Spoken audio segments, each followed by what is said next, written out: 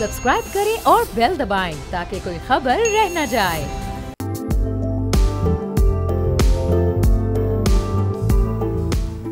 अस्सलाम वालेकुम, मैं हूं जहांगीर। आप देख रहे हैं प्रोग्राम व्यापार, आईटी एंड इंफॉर्मेशन टेक्नोलॉजी। अब हर चीज़ पर हमें इस वक्त हावी होती दिखाई दे रही है। दुनिया भर में आईटी सेक्टर आए रोज़ नित नए इनकलाबात लाता रहता है। पाकिस्तानी नौजवान भी आलमी इंडस्ट्री में कदम जमाते हुए अपनी सलाहियतों का भरपूर इस्तेमाल कर रहे हैं और इसी वजह से मुल्क में इंफॉर्मेशन टेक्नोलॉजी का शोबा इंतहाई तेज़ रफ्तारी के साथ तरक्की की नई मनाजिल तय करता जा रहा है। स्टेट बैंक के मुताबिक जो मार्च 2025 के आई सेक्टर के फिगर्स आए हैं, वो अब तक की रिकॉर्ड सबसे ज़्यादा मंथली इनकम यानी 342 मिलियन डॉलर कमाई के हैं, जो कि एनुअली और मंथली भी 12% का इजाफा है। पिछले एक साल के एवरेज से भी ये ज़्यादा है। माली साल 2025 के पहले 9 महीनों के अगर हम फिगर्स देखें तो आईटी एक्सपोर्ट 2.8 बिलियन डॉलर तक पहुंच चुकी हैं, जो पिछले साल की निस्बत तकरीबन 24% का इजाफा है। मुसलसल 18 महीनों में आईटी सेक्टर की बढ़ती तरक्की में स्ट्रेटेजिक स्टेप्स का बहुत ही अहम किरदार है, जैसे रेगुलेटरी रिफॉर्म्स और मकामी मंडी की आलमी बरादरी तक आसान और बरवक्त रसाई के इक़दाम। अब इसमें स्टेट बैंक ने भी आईटी एक्सपोर्टर्स को अपनी इनकम का 50% खुसूसी फॉरेन करेंसी अकाउंट्स में रखने की लिमिट बढ़ाकर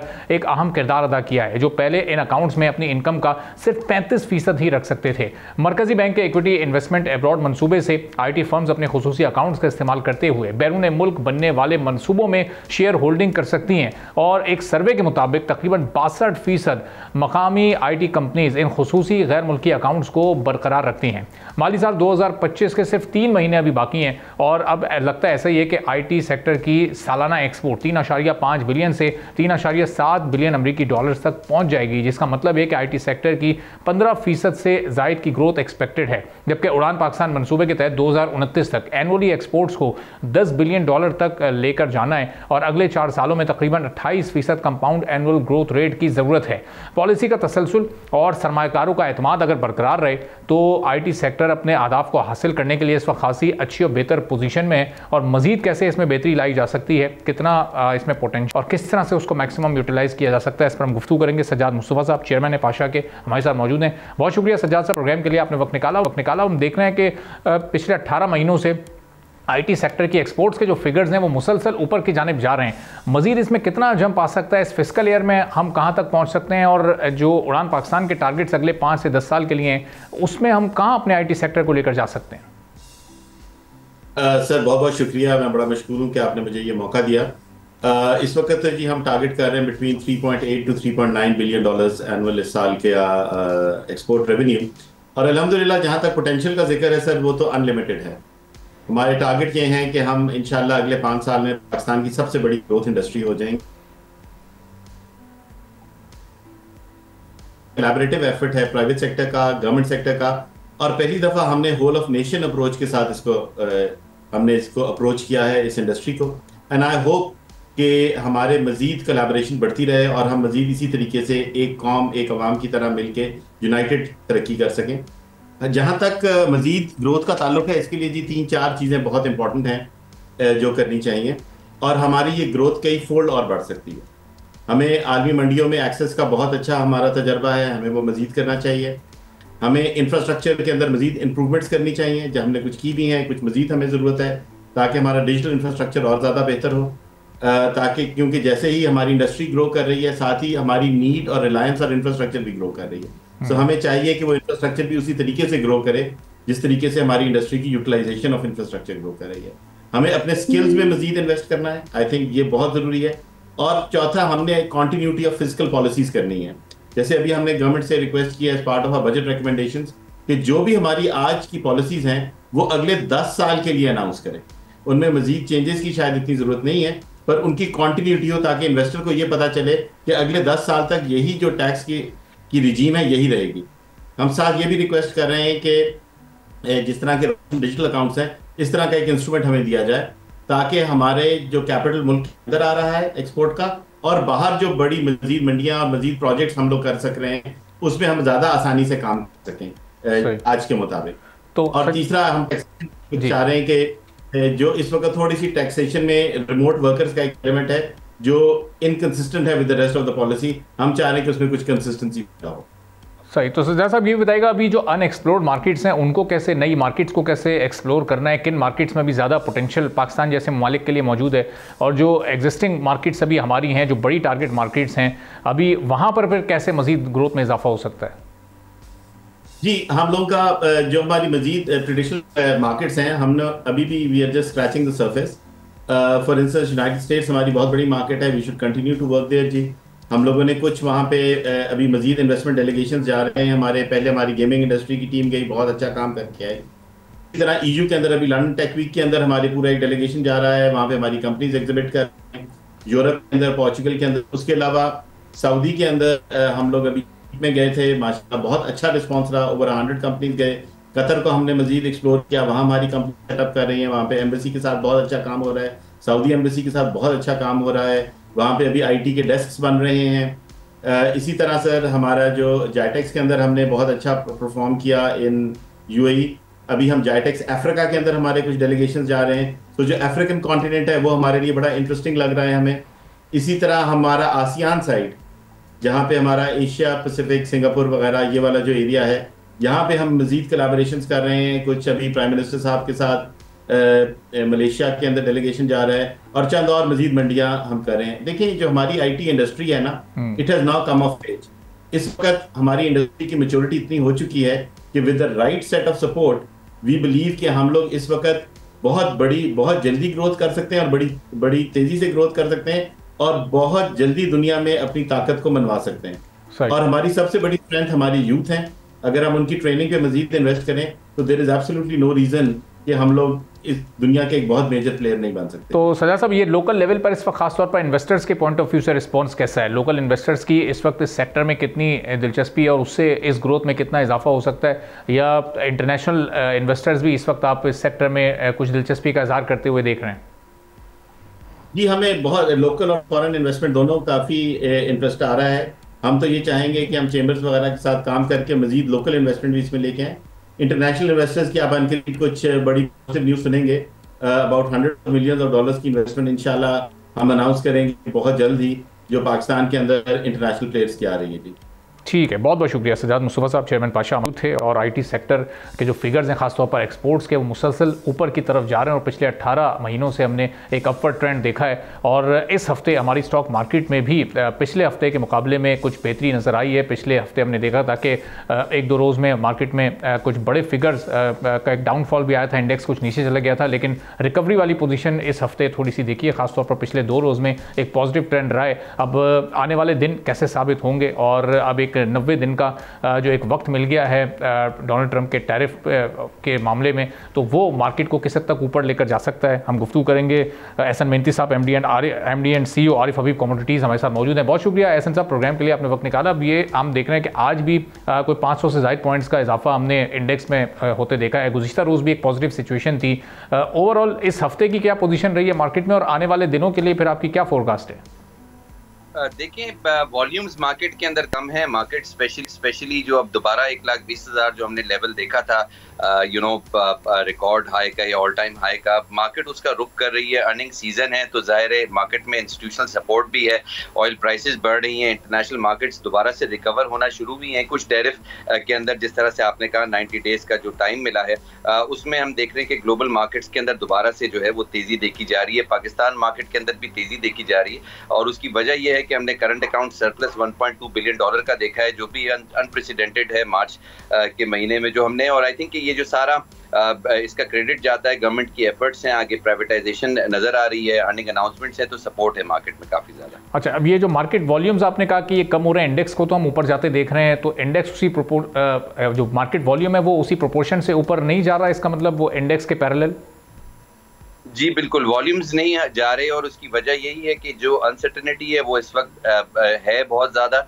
इंस्टीट्यूशनल एक्टिविटी सपोर्ट के लिहाज से अच्छी नज़र आ रही है, जिसकी वजह से मार्केट जो है दोबारा रिकॉर्ड हाई होपफुली दिखाएगी। बट इन्वेस्टर सेंटिमेंट काफ़ी ज़्यादा वीक हुआ है। ये ट्रंप के जो टैरिफ के जो इश्यूज थे, ग्लोबल मार्केट्स का मुझे नहीं पता, बट पाकिस्तान मार्केट में वॉल्यूम्स हाफ हो गए ये ट्रंप टैरिफ के जो इवेंट भी है। आई थिंक कि ये जो आगे जो अनसर्टेनिटी नज़र आ रही है कि किस कंट्री पे कितना टैरिफ लगेगा और चाइना के साथ डील होगी या नहीं होगी, आई थिंक कि इन्वेस्टर उसके लिए कॉशियस हैं इस वक्त। अभी 90 डेज में बताइएगा एहसन साहब कि ये वॉल्यूम की कितनी रिकवरी हो सकेगी, उस पहली वाली पोजीशन पर वॉल्यूम वापस आ जाएंगे? क्योंकि अब अपवर्ड ट्रेंड पर जाना वॉल्यूम का ये तो खासा मुश्किल दिखाई दे रहा है, क्योंकि ये 90 दिन की एक अनसर्टेन पोजीशन बरकरार रहेगी।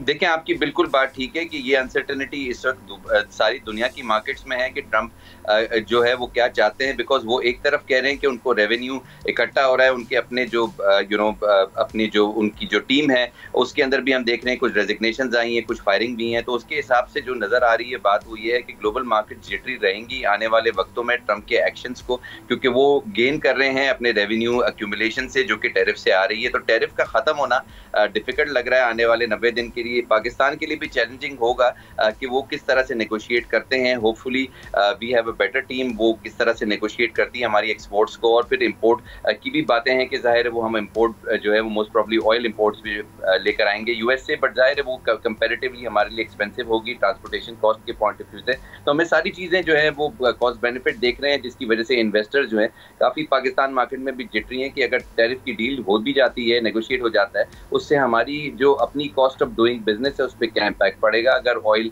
इंपोर्ट होता है चाइना की तरफ से as compare to Saudi oil import. तो ये सारी चीज़ें जो है वो हमें देखनी है आने वाले वक्त। काफ़ी ज़्यादा जिटरी नज़र आ रहे हैं, बट हमारा इकोनॉमिक डेटा काफ़ी ज़्यादा पॉजिटिव हो गया है और ये इंडिकेशन है कि IMF की जो ट्रांच है वो मिलने वाली है, जिसकी वजह से इन्वेस्टर्स काफ़ी ज़्यादा इस वक्त पॉजिटिव थॉट्स के साथ मार्केट में पोजीशंस बिल्डअप कर रहे हैं। और ऐसा सब ज़ाहिर इंटरनेशनल लेवल पर तो जो सिचुएशन है वो सबके सामने है कि लोकल लेवल पर कुछ ऐसे स्टेप्स लिए जा सकते हैं कि मार्केट को थोड़ा इंसेंटिवाइज कर दिया जाए।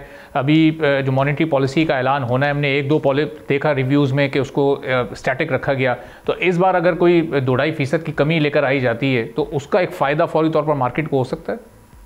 देखिए, 1% तक इन्वेस्टर एक्सपेक्ट कर रहे हैं कि पॉलिसी रेट के अंदर कमी आ सकती है और ज़्यादा भी आ सकती थी अगर हम ऑयल प्राइसेस को कम कर देते और ज़्यादा, जिस तरह इंटरनेशनल मार्केट में कम भी है। बट 1% तक पॉसिबिलिटी है कि आने वाले वक्तों में स्पेकुलेशन है कि SBP की तरफ से पॉलिसी ईजिंग होगी। लेकिन जाहिर है हमें आने वाले वक्त देखने के वो हमारे लिए और मुस्बत भी शामिल हो सकते हैं जब IMF की ट्रांच आएगी और फिर इसके बाद हमारे फॉरेन एक्सचेंज रिजर्व दोबारा बिल्टअप होंगे। तो नीड ऑफ द टाइम ये है कि हमें कॉशियसली ट्रंप के टैरिफ्स को देखना है, किस तरह से उसको हम नेगोशिएट करते हैं। आगे प्राइवेटाइजेशन की गवर्नमेंट के प्लान्स हैं, वो भी मार्केट को होपफुली जो है वो सपोर्ट करेंगे। तो इकोनॉमिक फ्रंट पे हम काफ़ी ज़्यादा सपोर्ट में है और आई थिंक कि आने वाले वक्तों में जो इकोनॉमिक डेटा है वो इन्फ्लेशन का चूंकि 0.7% आई है, तो वी आर एक्सपेक्टिंग कि ये इन्फ्लेशन जो है उसको हम कंट्रोल में ही रखेंगे और हमारी रेटिंग्स भी इंप्रूव हुई हैं। जो आपने फिच की रेटिंग्स देखी, फॉरेन करेंसी डेट रेटिंग, तो आई थिंक कि ये सारी इंडिकेशन है कि ये will continue to go on the positive side. तो इसका मतलब कि आने वाले दिनों में हम मार्केट को शायद 125 के इंडेक्स तक तो छूता देखें, लेकिन 150 तक पहुँचते पहुँचते थोड़ा वक्त शायद दरकार होगा अभी भी मार्केट को हमारी।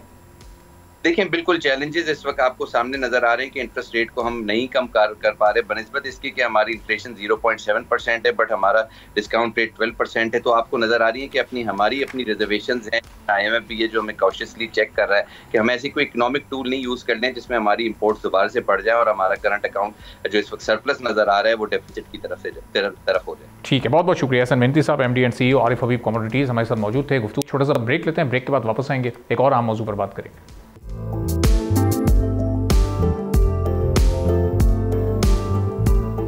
एक बार फिर आपको प्रोग्राम में खुशामदीद कहेंगे। मुल्की मईशत को मज़ीद मजबूत बनाने और तरक्की की जानिब तेज़ सफ़र के लिए अब ऐसे इदारों की निजकारी बहुत ज़रूरी है जो मुल्की ख़जाने पर बोझ बन गए हों। ज़ाहिर कौमी एयरलाइन PIA को माजी में भी बेहतरीन प्रॉफिटेबल इदारे के तौर पर देखा गया था, लेकिन कुछ सालों से अब ये बद इंतज़ामी का गढ़ दिखाई देता है और खसारे पर खसारा करता हुआ नज़र आता है। गुज़िश्ता साल अक्टूबर में PIA की नीलामी की कोशिश उस वक्त नाकाम हो गई जब जो बिडर्स थे वो तमाम के तमाम, सिर्फ एक के अलावा वो सब पीछे हट गए और एक बिडर की बोली को हुकूमत ने मुस्तरद कर दिया था। अब हुकूमत इस रवां साल के अख्ताम से पहले PIA की प्राइवेटाइजेशन मुकम्मल करने की ख्वाहिश रखती है। हुकूमत PIA के 51 से तकरीबन 100% तक शेयर्स फरोख्त करने के लिए भी तैयार है और प्राइवेटाइजेशन से पहले PIA का जो पुराना कर्जा था वो भी अब हुकूमत के ज़िम्मे मुंतकिल कर दिया गया है, चूँकि पिछली कोशिश में उस पर काफ़ी ज़्यादा बात हुई थी। अब इसके साथ साथ पावर डिस्ट्रीब्यूशन कंपनीज़ की निजकारी को भी इस वक्त हुकूमत की तरजीह करार दिया गया है, चूँकि सिर्फ PIA नहीं है बल्कि बल्कि कई और ऐसे इदारे हैं जिनको प्राइवेटाइज किया जाना है। गुज़िश्ता माह हुकूमत ने अपने तौर पर जो कोशिशें थी वो की हैं और FIA को IMF को PIA की निजकारी का अमल मार्च में शुरू करने की यकीन दहानी भी करवाई गई थी, लेकिन हुकूमत ये हदफ भी हासिल नहीं कर सकी। अब एक बार फिर जो इश्तिहार है वो इस महीने के अख्ताम तक जारी कर दिया जाएगा, जिसके बाद का अमल मुकम्मल होने में भी फिर ज़ाहिर 3 से 5 माह का अरसा दरकार होता है। तो अब लग ऐसे ही रहा है कि शायद इस साल के आखिर तक जाकर ही ये मामला किसी एक मंतकी अंजाम तक पहुँच सकेगा। अब क्यों इसमें ताख़ीर पर ताख़ीर हो रही है, इस वक्त सूरत हाल है क्या? अब्दुल्ला हफीज़ खान साहब जो तर्जुमान है PIA के हमारे साथ मौजूद हैं, उनसे ज़रा बहुत शुक्रिया अब्दुल्ला साहब, प्रोग्राम के लिए आपने वक्त निकाला। एक काफ़ी अरसे के बाद हमने PIA को एक बार फिर एक प्रॉफिटेबल वेंचर में शिफ्ट होते दोबारा देखा, तो उसकी भी आपको मुबारकबाद। अब जो यूरोप के इस वक्त सारे रूट्स बहाल हो चुके हैं, इसके बावजूद भी हम देख रहे हैं कि प्राइवेटाइजेशन में कुछ मुश्किलात सामने आ रही हैं। इसकी क्या वजूहत हैं आपकी नज़र में? बहुत शुक्रिया आपका और मुबारकबाद का भी बहुत शुक्रिया, बिकॉज ये काफ़ी लैंडमार्क अचीवमेंट है जो कि PIA और पाकिस्तान फॉर दैट मैटर उसको हासिल हुई। देखें, निजकारी के अपने बहुत सारे महरकात हैं, बहुत सारे फैक्टर्स हैं जो कि कंट्रीब्यूट करते हैं। उसमें इकॉनमी भी एक फैक्टर है, उसमें PIA की जो बुक्स थी, जो फाइनेंशियल स्टेटमेंट थी, वो भी एक फैक्टर था उसके अंदर, और ओवरऑल प्रोसेस के अंदर या प्रोसेस के साथ लोगों का कंफर्टेबल होना इन्वेस्टर्स का, वो भी एक बहुत बड़ा महरक था। तो इट वाज अ सेटबैक जी लास्ट ईयर, वो अनफॉर्चुनेटली फॉल अपार्ट कर गया या कामयाब नहीं हो सका, लेकिन इस दफा दोबारा बड़े रिगर के साथ, दोबारा बड़े मोटिवेशन के साथ गवर्नमेंट अब दोबारा इसको फेज 2 के तौर के ऊपर या पार्ट 2 के तौर के ऊपर उसको अपना वो लॉन्च कर रही है। और हम उम्मीद करते हैं कि अगले 2 हफ्ते के अंदर एक्सप्रेशन ऑफ इंटरेस्ट लॉन्च हो जाना चाहिए, जिसके बाद बाज़ाब्ता तौर पे इस प्रोसेस का आगाज हो जाएगा जी। और अब्दुल्ला साहब, अभी तक अब टारगेट्स रखे गए हैं, ये कैलेंडर ईयर ख़त्म होने से पहले ये प्राइवेटाइजेशन मुकम्मल करनी है, या अभी भी इसमें कुछ ऐसी ताख़ीर हो सकती है कि मामला अगले साल तक भी जा सकता है, चूँकि बहुत स्लो पेस हम इस वक्त देख रहे हैं इस मामले में? देखें, इसके ऊपर हमें ये समझना पड़ेगा, कोई भी बंदा जो कि निजकारी के पूरे मनसूबे को भले दूर से भी देख रहा हो, हमें ये चीज़ समझनी पड़ेगी कि ऑब्वियसली इट्स अ प्रोसेस, और प्रोसेस की ऑथेंटिसिटी, उसकी ट्रांसपेरेंसी के लिए बड़ी ज़रूरी है कि उसके तमाम स्टेप्स को प्रॉपर तरीके से फॉलो किया जाए। उस हिसाब से तो जो अभी हमें नजर आ रहा है वो यही है कि शायद इस साल के एंड तक मनसूबा मुकम्मल हो जाना चाहिए। लेकिन दूसरी बड़ी अहम बात तो ये है कि हुकूमत के मत्मा नज़र ये भी एक बात है कि PIA की अच्छी वैल्यूएशन की जाए और इसको कम पैसों पे या जितनी इसकी वैल्यूएशन बनती है उससे कम कीमत पे नहीं इसको डाइवर्स्ट आउट करना चाहिए। जिस मकसद की खातिर भी वो पूरी कोशिश करेंगे। अदरवाइज जितना आपने खुद अपने इंट्रो में कहा कि बिड तो गुज़श्ता साल भी आ गई थी, लेकिन वो इतनी संजीदा बिड नहीं थी कि हुकूमत उसको कंसिडर करती, क्योंकि अल्टीमेटली PIA पाकिस्तान के अवाम का साथ है और उसकी अच्छी वैल्यूएशन देके आना हम सबके मफाद में। अच्छा, उस वक्त जो रेफरेंस प्राइस रखी गई थी उसको ज़ाहिर बिडर्स की जानिब से बहुत ज़्यादा कहा गया कि ये तो बहुत ज़्यादा क्योंकि खसारा बहुत ज़्यादा है, कर्जा बहुत ज़्यादा है, तो ये बहुत ज़्यादा बेस प्राइस रख दी गई है। तो अब उस वक्त तो यूरोप के रूट्स भी बहाल नहीं थे, अब जबकि यूरोप के रूट्स भी बहाल हो चुके हैं, तो और उम्मीद ये है कि अनकरीब शायद UK के रूट्स भी बाकायदा तौर पर अगर बहाल हो जाते हैं तो ये कितनी वैल्यू ऐड कर सकते हैं और फिर इस रेफरेंस प्राइस में मज़ीद इजाफा हो जाएगा इन रूट्स की बहाली के बाद? देखिए, आपके सवाल के अगेन 2 पहलू हैं। पहली बात तो ये कि जो रिजर्व प्राइस पिछले साल रखी गई थी, मेरे ख्याल में वो बहुत ज़्यादा फेयर प्राइस थी, बिकॉज आपके एक कंपनी है जिसकी कागज़ पे असासे 160-162 अरब रुपए के हैं और उसके 60% शेयर डाइवर्स्ट आउट कर रहे हैं, तो वो वैल्यूएशन तो 85 अरब के आसपास ही से कुछ थोड़ी सी ज़्यादा होनी चाहिए थी और हुकूमत ने उसको अट्रैक्टिव बनाने के लिए 85 अरब रखा। और ये बात उसमें समझनी भी जरूरी है कि किसी भी ऑर्गेनाइजेशन के लिए सिर्फ उसके असासे मैटर नहीं करते, उसकी अपनी गुडविल मैटर करती है, उसकी ब्रांड की भी एक वैल्यू है कि PIA पूरी दुनिया में जाना पहचाना ब्रांड है, उसके पास 50 लाख तकरीबन लॉयल कस्टमर बेस है जो कि PIA के इंतखाब हर साल करते हैं और पूरी दुनिया के अंदर उसके पास बेहतरीन स्लॉट्स और राइट्स हैं कि वो चाहे दुनिया में किसी भी जगह के ऊपर किसी भी वक्त वो अपना शेड्यूल का आगाज कर सकती है, जो कि किसी भी नई एयरलाइन के लिए बहुत मुश्किल होगा, क्योंकि वो भले आप नए से स्टार्ट से शुरू करें तो 2 साल का अर्सा उसकी दरकार। तो इन तमाम चीज़ों की भी वैल्यू है, सिर्फ ये वैल्यू नहीं थी कि जी कागज़ के ऊपर अगर 160 अरब है तो 85 अरब हुकूमत ने रखी और कल। तो मेरे ख्याल में जो वैल्यूएशन या जो वो खास एक बिडर ने उसके बाद जो तौज़ीह पेश की वो मेरे ख्याल में किसी भी सूरत में सही नहीं थी। तो आपके सवाल का दूसरा पहलू है वो यही कि ऑब्वियसली बहुत सारी पॉजिटिव डेवलपमेंट्स हुई हैं लास्ट ईयर नवंबर के मुकाबले में।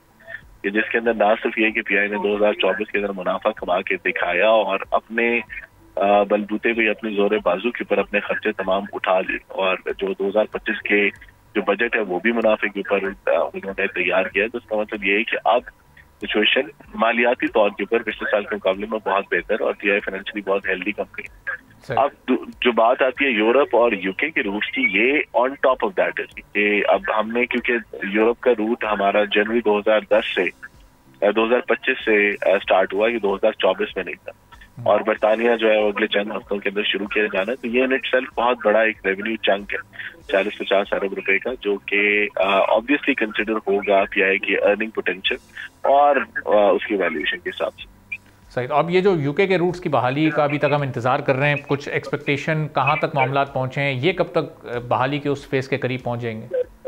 मेरे ख्याल में कुछ इंतजार है उसके ऊपर, क्योंकि जो उनकी तमाम रिक्वायरमेंट थी, जो उनके ऑडिट से, वो तो मुकम्मल तौर पे सेटिस्फैक्शन के साथ मुकम्मल करके गए, और मेरे ख्याल में शायद फैसला जो होना था उसमें थोड़ी सी ताखीर है, और हम सब आपके साथ मिलकर फैसले का इंतजार करें। उम्मीद हम करते हैं कि अगले चंद हफ्तों के अंदर फैसला आ जाएगा, और हम पे फौरन हमारा इरादा है कि हम फिर मैनचेस्टर की परवाजें जो है उनका फौरी तौर पे आगाज करेंगे, ताकि इस रूट के ऊपर हम अपनी प्रेजेंस शो कर सकें। अब्दुल्ला साहब, जब प्राइवेटाइजेशन का अमल मुकम्मल हो जाता है, कोई फाइनेंसर या कोई ख़रीदार आकर टेक ओवर कर लेता है पीआई को, तो उससे आप क्या समझते हैं जो सर्विस क्वालिटी है जो एंड कंज्यूमर को प्रोवाइड की जाती है, उसके लेवल में भी फिर कोई इजाफा हो जाएगा? देखें, अगर हम थ्योरेटिकली देखें या हम देखें कि दुनिया में हमारे इर्द गिर्द जब इस तरह की प्रोसेस हुए और प्राइवेट सेक्टर जब आता है, जब वो जंप इन करता है, तो ऑब्वियसली कस्टमर सर्विसेज का मेयार, ये सर्विसेज का जनरली सर्विसेज का मेयार ऊपर जाता है, क्योंकि वो इन्वेस्टमेंट लेके आता है, वो दुनिया के बेस्ट बिजनेस प्रैक्टिसेस को ला के नाफिज करता है। तो एक्सपेक्टेशन तो ये बिल्कुल रखनी चाहिए कि ऑब्वियसली इसका लेवल, इसकी क्वालिटी बहुत बेहतर हो। ठीक है, बहुत बहुत शुक्रिया। अब्दुल्ला हफीज़ खान साहब, तर्जुमान पीआई हमारे साथ मौजूद थे। गुफ्तगू आपने थोड़ा सा ब्रेक लेंगे, ब्रेक के बाद वापस आएंगे, एक और अहम मौजू पर बात करेंगे। एक बार फिर आपको प्रोग्राम में खुशामदीद कहेंगे। पाकिस्तान में गंदम कटाई का सीज़न आते ही मुल्क भर के किसान गंदम में होने वाले नुकसान से बचने के लिए इमदादी कीमत का मुतालबा कर रहे हैं, जो पिछले तकरीबन 50 सालों से जारी थी। और हालिया हुकूमत ने IMF से कर्ज लेने की शराइत को तस्लीम करते हुए गंदम की सपोर्ट प्राइस देने से इनकार कर दिया है। अनाज मंडियों में गंदम की औसत कीमत तकरीबन 2500 रुपये फी मन के करीब है, जबकि किसानों के मुताबिक काश्त की लागत अब 3200 रुपये फी मन तक पहुँच चुकी है, जिससे किसानों को 700 रुपये फी मन के नुकसान का सामना करना पड़ रहा है। पाकिस्तान की 75% गंदम उगाने वाले सूबे पंजाब में भी काश्तकार इस वक्त शदीद मायूसी का शिकार हैं। एक अंदाजे के मुताबिक अगर रवा सीजन पंजाब में 19.5 मिलियन टन गंदम भी पैदा हुई तो ये 22 मैट्रिक टन के हदफ से तकरीबन 12% कम होगी। इसी तरह पूरे मुल्क में गंदम की पैदावार का जो अंदाजा है वो तकरीबन 27.9 मैट्रिक टन लगाया गया है, जो हदफ के मुकाबले में तकरीबन 11% कम है। किसानों ने इस हदफ में कमी की वजह खाद और डीजल समेत इनपुट की बढ़ती हुई कीमतों के साथ साथ गारंटी शुदा कीमतों में अदम मौजूदगी जो एक है उसको करार दिया है। पाकिस्तान किसान इत्तेहाद के मुताबिक रवा साल पैदावारी लागत 3300 रुपये फी मन है, लेकिन मार्केट के नर्ख फिलहाल 2000 से 2200 रुपये के दरमियान ही मौजूद हैं। किसानों को रियासत के नरखों से ज़्यादा फ़रोख्त करने पर कानूनी मसाइल का भी सामना करना पड़ता है। जैसे 2024 में पंजाब के महकमा खुराक ने कुछ अजला में गंदम की कीमतें ज़्यादा से ज़्यादा 2675 रुपये फी मन मुकर्रर की और 2800 रुपये फी मन गंदम फरोख्त करने वालों के खिलाफ FIRs भी दर्ज करवाई गई। अब पिछले साल ही बम्पर फसल के बावजूद $1 बिलियन की लागत से 3.5 मिलियन टन गंदम इंपोर्ट करने के नतीजे में मकामी कीमतें गिर गईं और किसानों को नुकसान पहुंचा था। अब PBF ने इस मामले को मुश्तरका मफादात की काउंसिल तक पहुंचाने का मुतालबा करते हुए खबरदार किया है कि अगर किसानों को सपोर्ट प्राइस ना दी गई तो पाकिस्तान को दिसंबर 2025 तक गंदम इंपोर्ट करने की ज़रूरत पड़ सकती है। अब क्या सजेशन और क्या तजावीज़ इस वक्त पाकिस्तान बिजनेस फोरम के पास मौजूद हैं, हम बात करेंगे। सुहेल साहब हमारे साथ हैं, चेयरमैन पाकिस्तान बिजनेस फोरम जनूबी पंजाब से हैं। बहुत शुक्रिया मलिक साहब, प्रोग्राम के लिए आपने वक्त निकाला। अब 1-2 सालों से हम देख रहे हैं कि किसानों की जो ये मुश्किलात हैं बढ़ती जा रही हैं। अब अगर ये 700 रुपये फी मन गंदम पर नुकसान होगा तो आने वाले सालों में तो ये मजीद बुरानी कैफियत पैदा हो सकती है, फिर शायद किसान गंदम उगाने की तरफ जाए ना और एक बड़ा शॉर्टफॉल सामने आ सकता है। शुक्रिया अरबाब साहब, बोल न्यूज़ का मैं शुक्रिया अदा करता हूँ कि इस वक्त ये जो हमारा एक सुलगता हुआ मसला है उसके ऊपर आपने मुझे लाइन पर ली है। ये मसला सिर्फ किसान का नहीं है, ये पूरी पाकिस्तान की मईशत का मसला है। ये हमारी इकॉनमी जो है वो एग्रीकल्चर बेस्ड इकॉनमी है और ज़राअत से ही हमारा मुल्क आगे चलता है। हमारी ट्रेड और इंडस्ट्री जो है उसका सारा दारोमदार हमारी ज़राअत पर है। और हमारी बदकिस्मती ये है कि हमारी हुकूमतें जो हैं वो इस तरह की पॉलिसीज़ बनाती हैं जिसमें मकामी काश्तकार की हौसला शिकनी होती है, जबकि बैरूनी काश्तकार जो बाहर की दुनिया के हैं उनकी हौसला अफजाई होती है। उनकी चीज़ें यहाँ मंगवाई जाती हैं, यहाँ से महंगी दामों देकर, जबकि मकामी ग्रोअर जो है उसको इंसेंटिव तो हम कहते नहीं है कि आप दें, लेकिन हम कहते हैं कि जो उसका हक है उसको उसका हक मिलना चाहिए। हम अपने कौम को, अपने किसान को जब तक आप हक नहीं देंगे, ये पूरी कौम जो है वो किस तरह तरक्की कर सकती है। हमारा बेसिक कंपोनेंट जो है वो पूरे पाकिस्तान का वो एग्रीकल्चर ही है और इसमें ये फूड सिक्योरिटी का ये हमारा आइटम है वीट वाला। जैसे आपने अपने इंट्रो में कहा है कि ये 3200-3300 रुपया इसकी कास्ट जो है वो प्रोडक्शन कास्ट है, जबकि मार्केट में इस वक्त इसका 2500 रुपया रेट है। जब आपके पास इतने वसाइल ही नहीं थे, आपने उस वक्त क्यों कहा कि जी आप गंदम काश्त करें, आप गंदम काश्त करें, आपका जिम्मेदार की गवर्नमेंट जो है वो रियासत जो है वो इसको ऑन करेगी। आपने नहीं करना था, आपने सिर्फ उस वक्त गंदम की काश्त करवाने के लिए ग्रोअर के साथ झांसा दिया और गलत बयानी से काम लिया और ग्रोअर से आपने काश्त करवा दी। काश्त हो गई है, अब हार्वेस्टिंग का टाइम आ गया है। अब इस वक्त हालात ये हैं, वो भी आपने अपने इंटरव्यू में कहा कि 2500 रुपया जिस वक्त मार्केट चल रही है, तो अब इस वक्त इस कैपेसिटी में नहीं है फार्मर कि वो 2500 रुपये में बेचेगा तो सही, मरता क्या ना करता, लेकिन उसे 500-700 रुपये फी मन इसमें नुकसान हो रहा है। पाकिस्तान बिजनेस फोरम जो है वो हमारा फर्म बिलीव है कि पाकिस्तान की हमारी बेस जो है इकॉनमी की वो ज़राअत के ऊपर है। हमारी ज़राअत जब ठीक होगी तो उसके बाद ही हमारी इकॉनमी जो है वो आगे फ्लरिश होगी। आप अपनी मकामी ज़राअत का गला जो दबा रहे हैं, चलें अब आप कहते हैं कि जी वो हम जो है IMF की हमारे ऊपर कंडीशनलिटीज़ हैं, हम इसकी वो स्पोर्ट प्राइस भी अनाउंस नहीं की और इसकी परचेज भी नहीं कर रहे, तो एटलीस्ट उसकी ज़िंदगी आसान करने के लिए उसकी इनपुट्स जो हैं आप उनको किसी तरीके से ले आए कम्पिटिटिव प्राइस के ऊपर, उन्हें कम करें। 14,200-300 रुपये इस वक्त DAP का रेट है, DAP की आप प्राइस जो है वो कम कर दें। आपने ये एक नुमाइशी तौर पर सब्सिडीज के नाम के ऊपर जो चीजों में टिकटॉक स्कीमें बनाई हुई हैं उनसे तो मोइशन नहीं संभलनी, और ये दूसरा कार्ड है, ये तीसरा कार्ड है। अब कल जो इसकी आई है ओगरा की, उसके मुताबिक जो है वो डीजल की कीमतें जो है वो 10-15 रुपए या 20 रुपए लीटर तक कम होनी थी। आपने वो डीजल के पैसे उठाकर वो लगा दिए डेवलपमेंट में। दूसरी तरफ के लिए हम कच्ची कनाल बना रहे हैं और हम वो बलूचिस्तान में सड़कें बना रहे हैं। ये बहुत खुशी की बात है। ये बलूचिस्तान वाले रूट्स और ये कच्ची कनाल जो हैं ये बहुत पहले बन जाने चाहिए थे, हम इसको अप्रिशिएट करते हैं, लेकिन ये किसी एक तबके का गला काट कर आप पैसे उधर न लगाएं। आपने उधर जो फंड्स लगाने हैं, आप अपनी जेबें जो हैं वो उनको तो आप दिन ब दिन भरने पर लगे हुए हैं। आप अपने कोई अखराजात कम करें, उनमें कट साइज डाउन साइजिंग करें और वो पैसे जो है वो डेवलपमेंट पर लगाएं।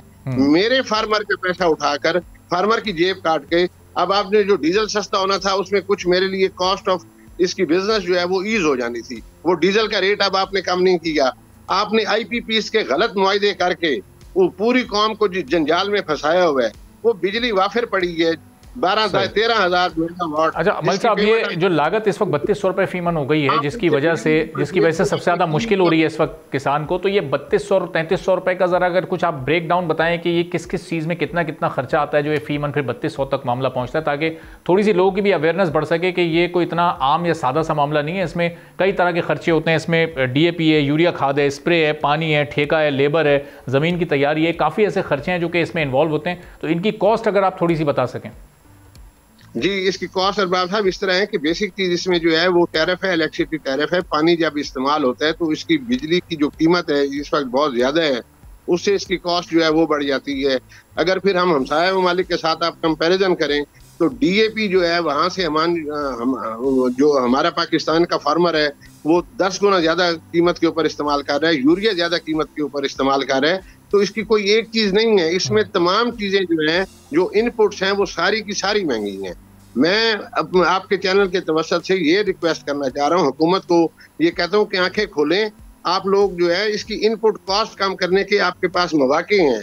जो बिजली IPP से आप जिसको बंद न इस्तेमाल करके पेमेंट कर रही हैं, इसका ट्यूबवेल का टैरिफ बहाल कर दें ताकि इसकी कॉस्ट ऑफ डूइंग बिजनेस कम हो जाए, उसे बिजली सस्ती मिले फार्मर को। इसकी DAP के ऊपर जो है इसकी कीमत का, यूरिया की कीमत का करें 10 से 15% यकीनन इस साल जो है 10-15% नहीं, अल्लाह माफ करे, अराउंड 10 लगभग जो है वो पिछले साल से इसकी पैदावार इस साल कम है। और अब जो नई न्यूज आ रही हैं, खबरें आ रही हैं कि शायद गवर्नमेंट जो है जिस तरह पहले केयर टेकर दौर में बेवक्त की रागनी गाई गई और इम्पोर्ट की गई, जिस वजह से आज हम सारे बहरान का सामना कर रहे हैं, ये फिर प्लान कर रहे हैं इम्पोर्ट के लिए।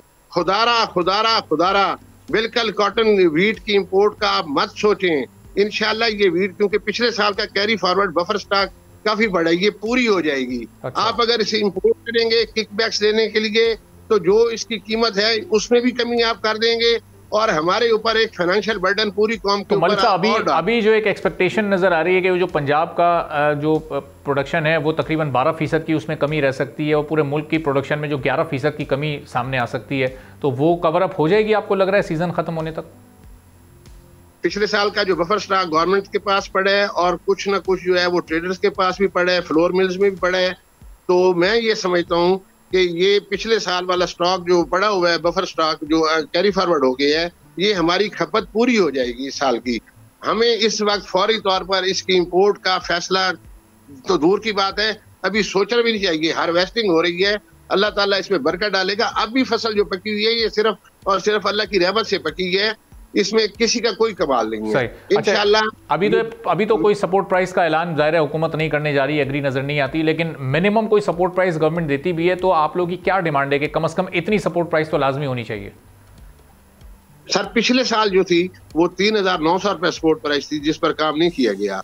अगर हम मैथमेटिक्स के हिसाब से चले तो उससे चले 10% तो ज्यादा होनी चाहिए। मैं दूसरी तरफ प्रैक्टिकल अप्रोच की तरफ आ रहा हूँ कि ये एक दूसरे को चूहे बिल्ली वाला खेल हमें नहीं खेलना चाहिए। हम समझते हैं कि IMF के शिकंजे में हम आए हुए हैं, ये सपोर्ट प्राइस नहीं होगी। मैं लॉन्ग टर्म पॉलिसी के तौर पर गुजारिश कर रहा हूँ कि ग्रोअर के लिए, फार्मर के लिए इसकी इनपुट कास्ट कम की जाए, उसे रिलीफ दें, उसका फिक्स एनर्जी टैरिफ कायम करें, ट्यूबवेल का उसका बिल कम आए, DAP सस्ती करें, यूरिया सस्ती करें, सही, और बेवक्त की इंपोर्ट की प्लानिंग न करें।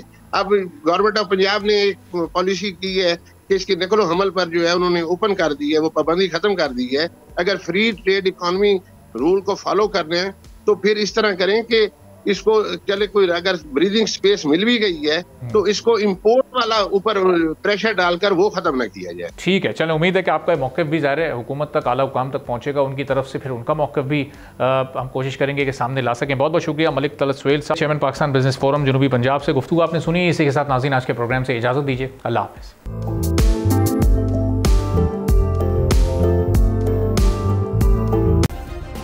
सब्सक्राइब करें और बेल दबाएं ताकि कोई खबर रह न जाए।